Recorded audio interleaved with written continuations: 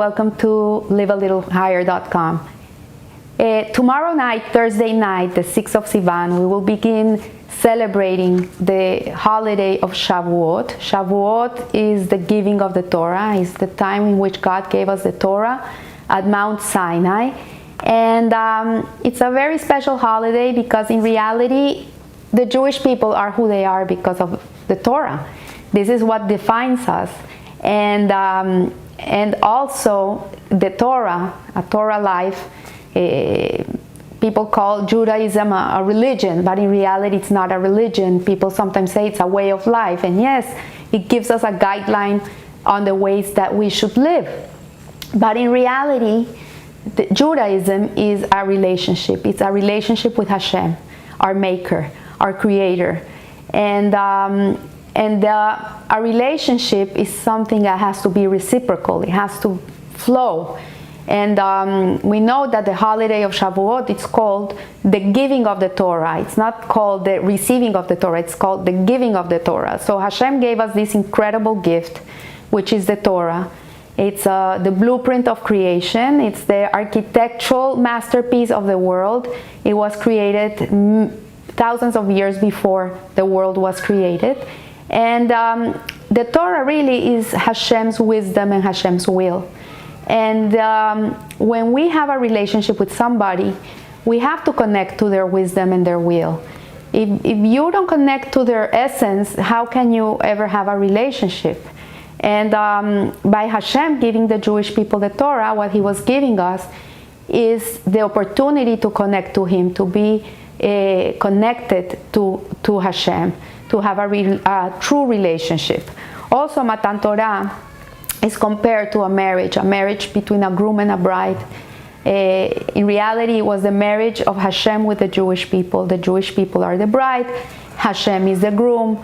Many of the rituals that go on a huppah and inside the huppah while a couple are getting married come from Matan Torah. So, for example, the ketubah is the luchot, is the Ten Commandments. It's a contract that is signed, and the huppah, it represents Mount Sinai that is hovering over their heads. And so, yes, Hashem put that mountain on top of us. It was like a wedding canopy, and we are reenacting really tomorrow night and during Friday day, during the day, and Shabbat, we are reenacting, we're reliving the experience of Matan Torah. So there's a verse in Deuteronomy that says, "For this thing, the Torah," meaning the Torah, "is very near to you in your mouth and in your heart that you may do."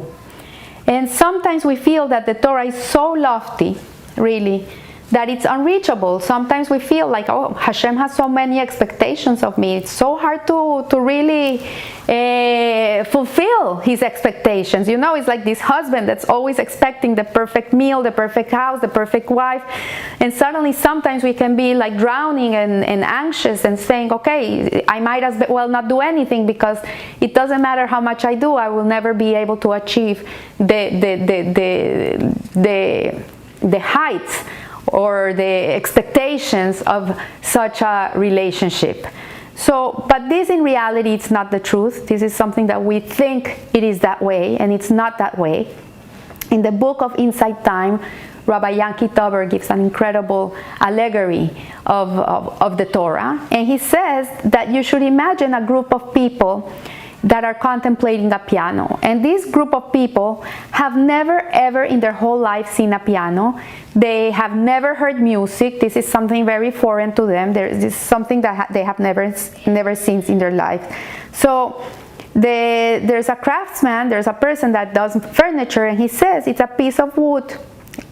And says it's a piece of wood, and then he says, but it's an exquisite piece of wood. It's really a piece of furniture. This is an incredible piece of furniture. And then there comes an engineer, and the engineer looks at the piano and he says, you know what? It's obviously some sort of machine. This is an incredible machine. Like, whoever imagined that if you put a cord here and a cord there and you tie it like this, and then you're able to push these buttons, then you're gonna produce sound. This is amazing. And so suddenly this musician comes, and he seems like a person out of this galaxy. He looks like a person that's not from this world. And he says this is an instrumental, this is a musical instrument.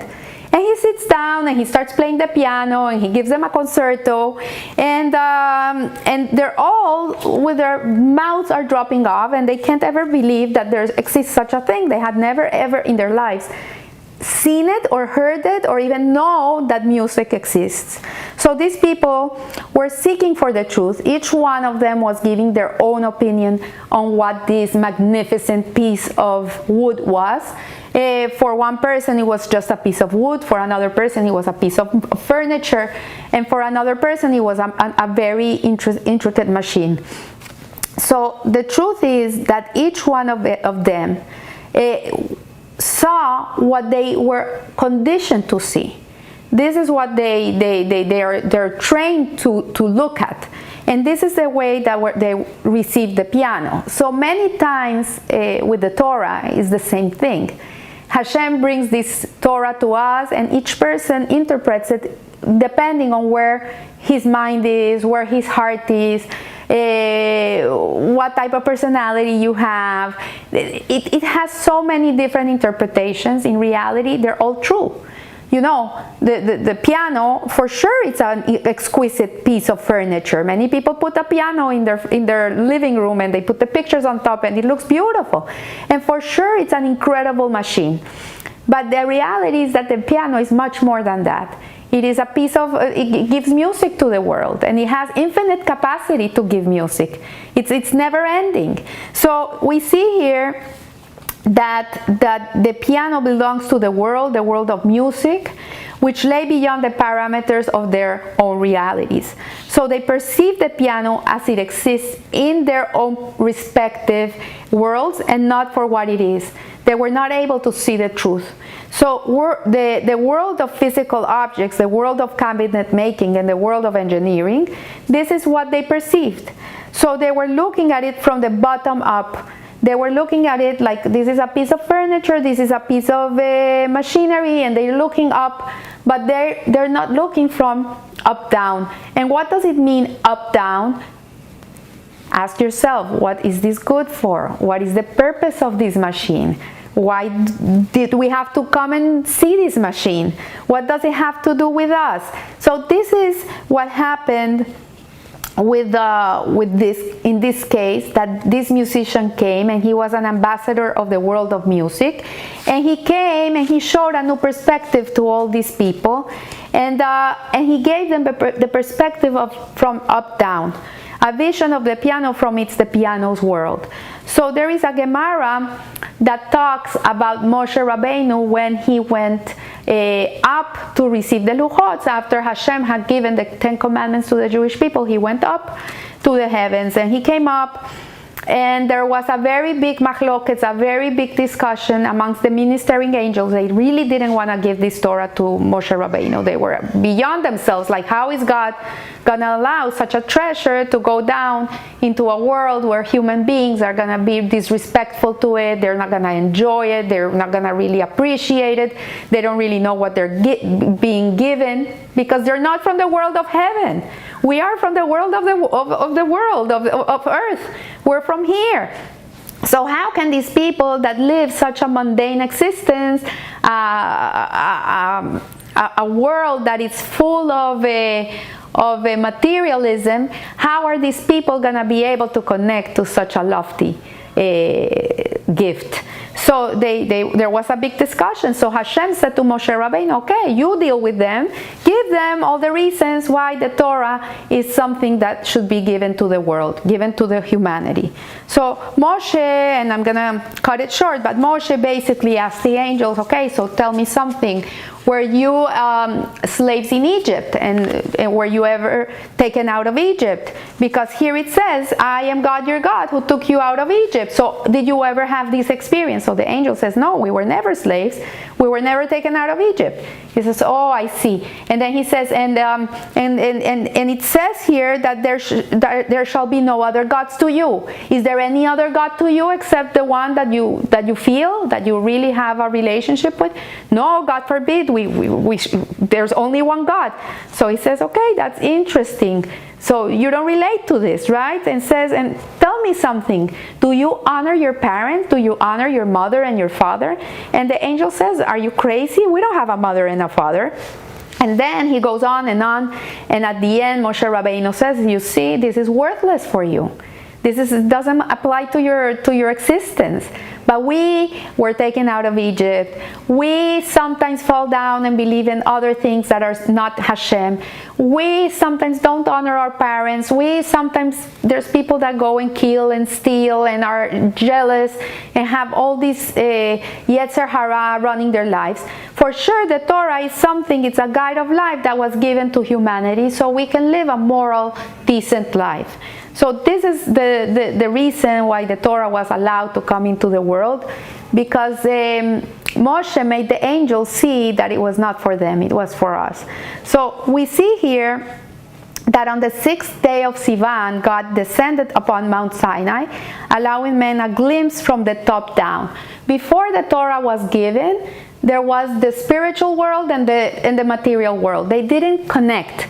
But after the Torah was given, what happened was that we brought heaven down to earth, and by bringing heaven down to earth, we were giving the opportunity to bring earth up to heaven. It is a synchronized relationship. It's a reciprocal relationship. Hashem sends us His goodness, and we send Him our goodness. And this is the whole purpose of Hashem giving us the Torah. So God gave us the Torah in which He revealed to us His truth from His perspective. By having the Torah, we can understand Hashem's desire in the world, what He really wants from us, His will. And He gave us the tools to comprehend, relate, and to realize His reality on His terms. So to be able to have a relationship with Hashem that we're talking about today, or have a relationship with anybody in your life, your husband, your children, your mother, your friends, it has to go. You need two to tango. You cannot have one part only do everything and the other part doesn't do anything. I heard once a Rebbetzin, she said that a relationship is as strong as the weakest partner. The one that gives the least is the one that defines the relationship. You can be giving 100% of yourself, but if the person that you're giving to doesn't give you nothing, the relationship is zero. So we see here that with the Torah, Hashem gave us an opportunity to have a relationship with Him. Not only a relationship, a loving relationship. And this is what matters the most. So there's one more crucial thing that is much needed for us to be able to receive the Torah. And that is a desire. We need to have desire. If you don't have a desire to have a relationship with Hashem, there's no way in the world that you're going to have it.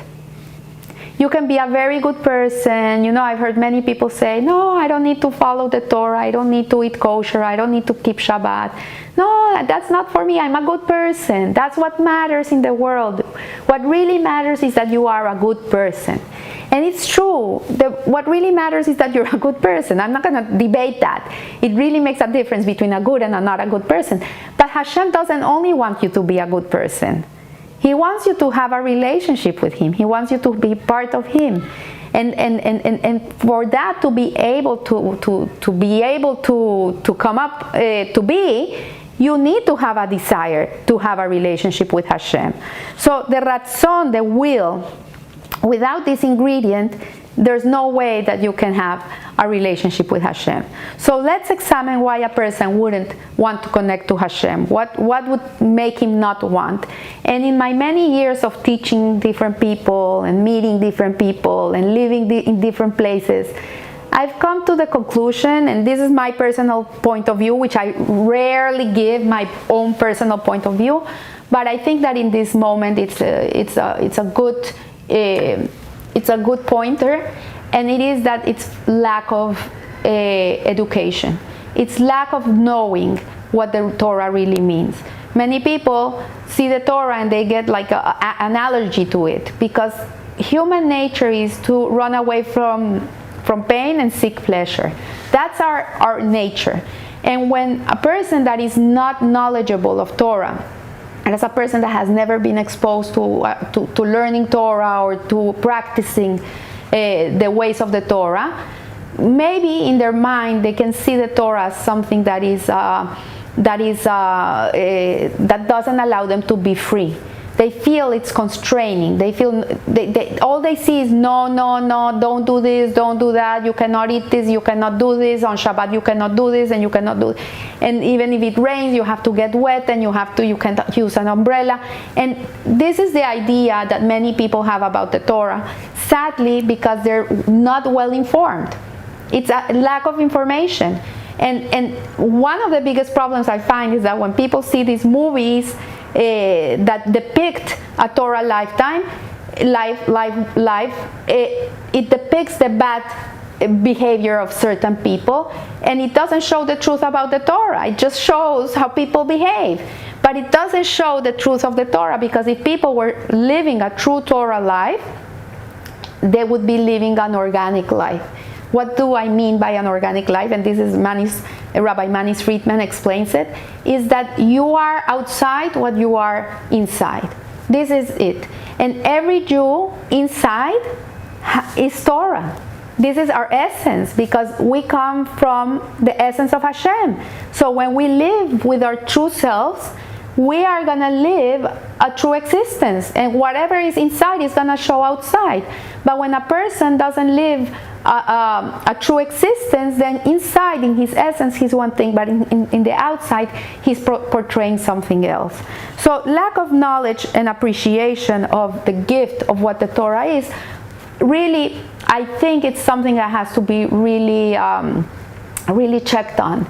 And if you have issues with the Torah, it's because you don't have the right knowledge, or you have been exposed to not the right way of life of the Torah.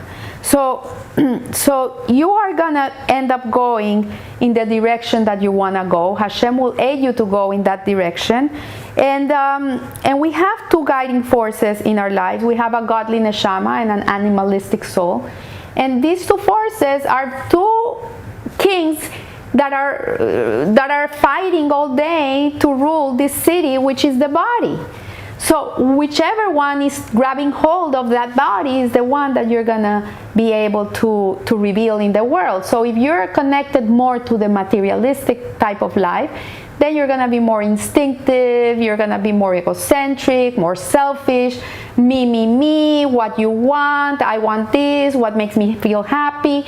This is an animalistic way of life. But if you're connected more to your godly essence, to that part of you that is really a mamish, a piece of God inside of you, then your life is going to be a much different life. You're going to be more like, what does God want from me?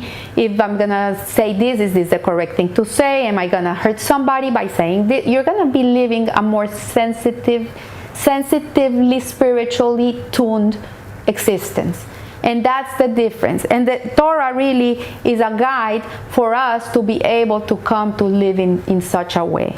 So understanding our purpose in life, understanding why we're here, what's our purpose, why Hashem made us the way He made us, why I have certain good qualities, some not such good qualities, what is the whole purpose of that, of me living surrounded by this type of people, of living in this country, in this neighborhood. When you look at your life in such a way, then you realize that there's a purpose for that. It's not random. It's not that you're put in a place and this is where you live because it happened to be this is where you are. No, you're in the place you're meant to be, doing the things that you should be doing. So become a person of action. This is the most important thing. This is really what the whole Torah is about, is for us to be people of action, going on Hashem's way. This is what He wants. We should really learn to live with a guide. Go with the guide. There's a system in it. And the purpose of the Torah is for us to be people of action. So there's a story that I heard of Rabbi Itzhak David Grossman. He's the head of the Migdal HaEmek school, where he saves many children from assimilation. He has done like an incredible job. He's a tzaddik. And there's a story about him that he received a phone call from a father that was very distraught. He lived in a nearby kibbutz. Not a religious man, not a Torah following person, but he was very Jewish in his heart and very traditional and very proud. And his son had decided to marry a non-Jewish girl, and he was distraught. So he called Rabbi Itzhak David Grossman, and he asked him if he could talk to his son. So the son went to this rabbi, who is a great rabbi, but he could not do anything about it. He couldn't convince him. The father was very upset. How can it be that he goes to this rabbi and this rabbi didn't help him? So he calls him again, and the Rabbi Grossman says, okay, let me send him to my Rebbe of Lelov. He's a real tzaddik. Let me send him to him and see what happens. So this boy went to this Rebbe of Lelov, and he spoke for hours with him, for hours, about everything. The Rebbe never touched the issue about the non-Jewish girl. He never went there. He just spoke with the boy, got to know him, what he liked, what were his dreams, what was going on in his life. And at the end, he said to him, you know what, it was very pleasant to meet you. And he let him go. So the father asked the boy, so what happened? And so the boy said, yeah, I enjoyed very much the conversation with this Rebbe, but nothing more. So he was very taken aback, and he called again Rabbi Grossman, and he says, nothing happened. So Rabbi Grossman says, let me call the Rebbe of Lelov and see what happens. So the boy, the father said, but he thought that this Rebbe of Lelov was a very interesting man. So the Rebbe of Lelov said to Rabbi Grossman, if he fell in love with me, he will not marry this non-Jewish girl. You'll see, he will not marry her. And it happened like that a few days later, the boy decided not to marry this girl. So this is similar to the teachings of the Alter Rebbe, who taught that love of God is a desire like all other desires. And to be able to connect to the Torah, to be able to come tomorrow night and receive the Torah on Shavuot, we really need to be in love with Hashem. Because if you're not in love with Him, then your Torah life is going to be a completely automatic life. It's going to be automatic. It's not going to have a soul. Maybe you're going to be doing everything under the book. You're going to be eating kosher. You're going to be keeping Shabbat. You're going to be praying 3 times a day. You're going to be doing kindness to people. You're going to be doing everything. But if you don't do it with love, the desire of having a loving relationship with your Father in heaven, then it's like frigid. It has no flavor to it. So this desire of love is the one that we have to learn to awaken in us. And to be able to achieve this desire of love of God, one must get rid of all other desires that go against Hashem. So the only way that we can have a loving desire towards Hashem is to not love what He doesn't love. That's it. Because imagine if a wife cooks poached salmon to her husband because she's on a diet, but the husband hates poached salmon and he has to eat that. Where is the love? You know, make it grilled. He likes it grilled. If you really love your husband, you want to give him something he loves, right? You want to show the love. So the same thing is with Hashem, and the way in which we can learn to get sensitive about this love towards Hashem really is through contemplation. We get it through contemplation. We have to sit during the day and contemplate and count your blessings, see all the good around you, look at the beautiful sunset, look at the beautiful sunrise, look at it. Yesterday there was a rainbow from one side to the other, the majesty of it. Everything He creates in this world is incredible. Every animal, every fruit, every leaf of a tree, everything is done with chokhmah, with wisdom, with intelligence. So when you connect to that part, you have to love Him. There's no way you cannot. There's no way. And so however difficult the situation might be in your life, and I know that right now many people are going through very hard times, the truth remains within reach. Whatever the challenges, the truth can be actualized. We need only to summon the resolve to be able to navigate the struggle and continue with the ongoing mission. Life is a struggle. This is a battlefield. It's never gonna end. From the day you're born till the day you leave this world, it's a constant battle. I see it with the babies. They cry because they're hungry. They cry because they have colic. They cry because they're sleepy. Since they're little, they're fighting, you know?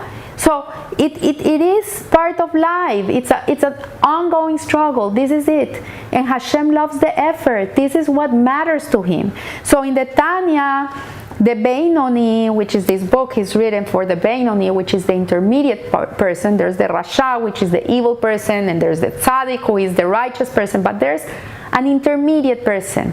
It's a person that does good and does bad, half and half. But this person is always struggling. Inside of him, there's a battle, continuous battle. He's always struggling. In the outside, he looks like a tzaddik. He doesn't fall. But inside, there's a war. And so this is really what life is about. This is what Hashem wants from us. He wants us to earn it, not to have it for free, to earn it, to feel that we did something. There's not a bigger gift for a person to feel that he's worthy, that he can do it. This is the biggest gift someone can receive. You know, when you're training for a marathon, or you're training to go on a mountain, or anything that you're training for, to be able to transcend a certain limitation you have, once you achieve it, there's no better feeling than that. If you look at a kid when he's learning A, B, C, D, E, and the moment he can read, he can't believe he can read. You know, every place we get to is an achievement. So we see here that this label describes the essential state of one's soul, this label of the Benoni, nor one's interest or inclinations. This is a label that describes what one is doing action, what he's constantly fighting for. It's not about the internal ups and downs of life. It's about the eternal way forward. This is what it is. This was the message that the Alter Rebbe gave us so many years ago. And it's alive today. It's the same message. So the verse in Deuteronomy, the one that we began with, for this thing, the Torah is very near to you, in your mouth and in your heart, that you may do, implies that the ultimate, what it's saying is, the Torah is not something that is not reachable. It's within you. You have it inside. It's part of you. It's there. It's intrinsic. It's hereditary. It's something that comes with you. It's there. You just have to look for it.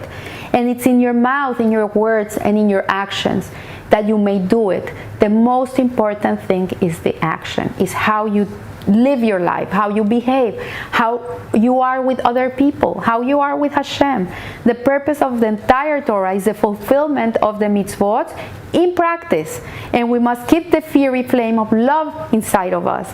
This is the fuel that gives us the resolve to continue doing it with joy and with love towards Hashem. And this makes us alive, and we have to really have it on all our lives. This flame has to be on all day. We have to be putting olive oil on it every day. We have to garden, we have to water the garden every day. And that's why the Torah is a discipline, because it's not today yes, tomorrow no. Every day you have to learn some Torah. Every day you have to pray. Every day you have to give some tzedakah. Every day it's a discipline. Why? Because this is the way to Hashem. This is the way. So I leave you here. I wish you a blessed Shavuot. You know, I heard from Rabbi Pesach Kron that Mount Sinai, there's so many hospitals named after Mount Sinai in the United States. In New York, in Miami, in Los Angeles, everywhere, Mount Sinai. Why Mount Sinai? Because Mount Sinai is a place of healing. And this is what the world needs more today than ever. We need healing. And through the Torah, we will find the healing. When the Jews came to Mount Sinai to receive the Torah, there was nobody sick. He healed everybody. The blind could see, the deaf could hear, everybody was healthy. So I wish really from the bottom of my heart that we all get the healing we need, and the world can be the world it's meant to be. So remember, live a little higher. Thank you.